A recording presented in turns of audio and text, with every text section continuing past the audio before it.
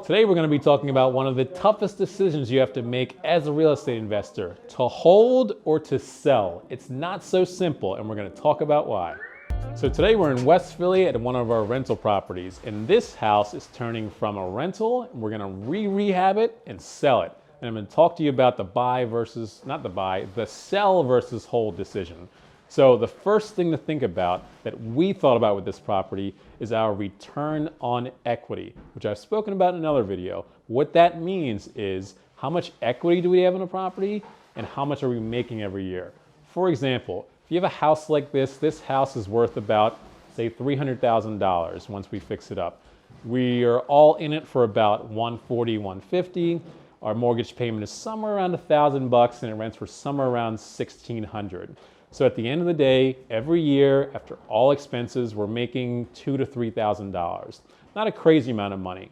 If we were to sell it right now, once we spend the extra money to rehab it, we could potentially walk with somewhere around $100,000. There's a really big difference there. We have a lot of equity and we're not getting a lot of return, a high return every year. So our return on equity is pretty low. It's something that a lot of people don't think about. You can look at the cash flow number, even if you have a house that's making $4,000 or $5,000 a year. It's important to pay attention to not just that cash flow number, but what can you get if you sold it today? We're at the height of the market right now. I don't know how long it's gonna last, and we can take that equity out and reinvest it in a larger project and make a greater return on that money. It's very important to think about that. The second factor is the risk. This is a really, really broad subject, and in a high market like we're in 2022, you have to compare your risk on your whole real estate portfolio. Right now, we have a lot of single-family houses and a few multifamily, duplexes, triplexes. We're looking to reduce the amount of houses that we have and increase the amount of multifamilies that we have. So it's gonna be less total properties, but hopefully more units. The reason is different things happen when the market shifts to single families versus multifamilies.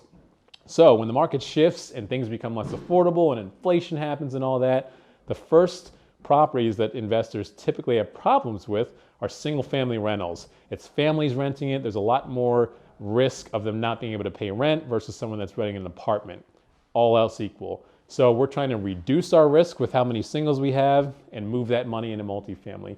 Very important that you don't think about this too late, because once the market starts to turn, your equity position can shift really quickly in a matter of months. And say a house like this that might sell for $300 now, maybe when the market turns, it might only sell for $270, $280, $250, and our equity position shrinks to nothing. So risk is very important to consider when you're at the height of the market. The third thing is the big picture. Although we're gonna get lucky on this one and be able to cash out a decent amount of money, it's very important to take, our big picture is moving towards multifamily buildings and other types of real estate, industrial real estate and apartment buildings. We're taking a step back in a way by selling this property because we're not going to be getting the benefits of we're not going to be getting any tax benefits every year. We're cashing out and paying taxes on the money that we're making. So we're taking a small step back. All that money that we're going to be getting back in our pockets isn't necessarily profits. Some of it is money we invested up front. So we're taking a small step back, and it may take us 6 months, a year, 2 years to find another building to put the money into, but hopefully the money is going to be, the building is going to be bigger, and we're going to be building equity on a larger building and putting this money as a down payment on that. So basically that's our big picture, and the point is you need to think about what's your 10-year, 20-year, 30-year plan. Is it to rack up a bunch of houses?